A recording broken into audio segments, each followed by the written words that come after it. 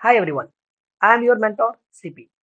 Welcome to our brand new channel CP Sir Official. आज के session में हम लोग न्यूटन्स लॉ ऑफ मोशन का एक टॉपिक है इम्पल्स, आज उसे पढ़ने वाले हैं। इम्पल्स की जब भी बात करें तो फोर्स और टाइम इंटरवल के बीच का ख्याल है। तो अगर हम इम्पल्स की बात करें तो कह सकते हैं बच्चों, it is defined as the product of impulsive force and time interval. Impulse equals to force into time interval. मतलब हम कह सकते हैं जो इम्पल्स है वो फोर्स और टाइम इंटरवल का प्रोडक्ट है। अगर ये मान लीजिए क्या हो, स्मॉल हो जाए, तब इस कंडीशंस में जो इम्पल्स बनेगा यानी डी जे से हम डिनोट करते हैं, ये बनेगा आपको फोर्स एफ इनटू में टाइम इंटरवल यानी डी टी। यहाँ पर एक छोटी सी बात ये भी आ जाती है, if the force acts on a body for time interval और time interval from t1 to t2, then impulse equals to j equals to बनेगा यानी इंटीग्रेशन ऑफ dj, है ना।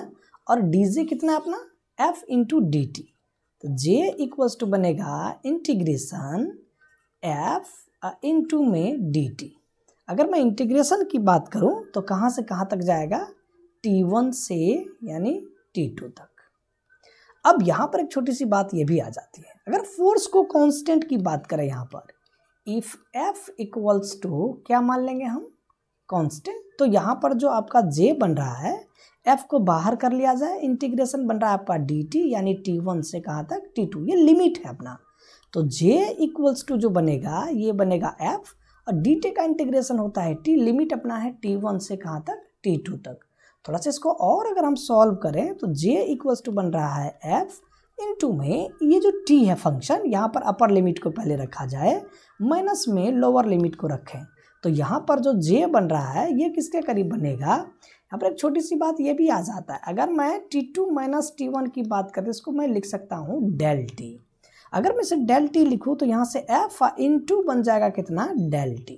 अपना जो इम्पल्स है वो आ गया कितना, force into small interval of time, क्या बन रहा है, फोर्स इनटू में बन रहा है स्मॉल इंटरवल ऑफ टाइम, है ना। चलिए अब अगर थोड़ी प्रॉपर्टीज की बात करें हम इम्पल्स का, तो यहाँ पर आ जाता है प्रॉपर्टीज, है ना। तो सबसे पहला टर्म आता है यहाँ पर कि it is a vector quantity, ठीक है। अगर ये वेक्टर क्वांटिटी है तो फिर इसकी डायरेक्शन भी होगा, तो यहां से कह सकता हूं इट्स डायरेक्शन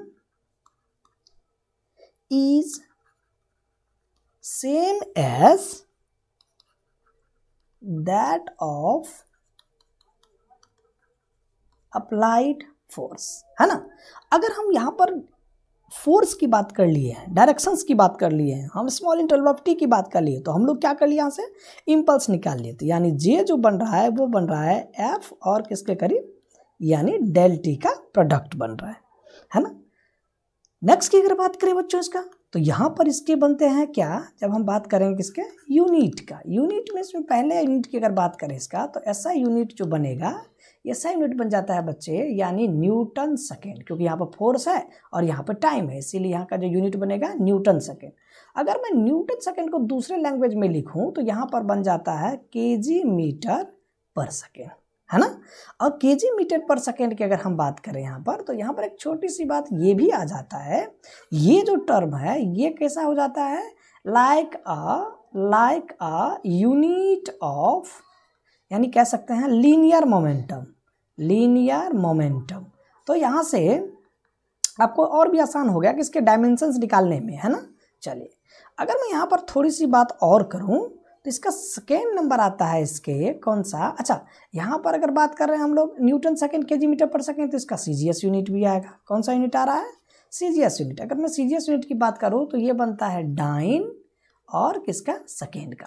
और डाइन सेकेंड की अगर हम बात करें बच्चों, तो यहाँ पर बात बन जाएगा यानी ग्राम सेंटीमीटर पर सेकेंड।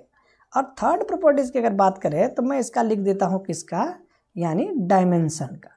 तो ये जो डायमेंशन बनेगा जस्ट लाइक क्या बनेगा, यानी जो आपका लीनियर मोमेंटम है तो एम एल और टी माइनस 1, ये इसका क्या बन रहे हैं डायमेंशन, यानी सेम एज अ क्या बन रहा है लीनियर मोमेंटम के डायमेंशंस के करीब, है ना।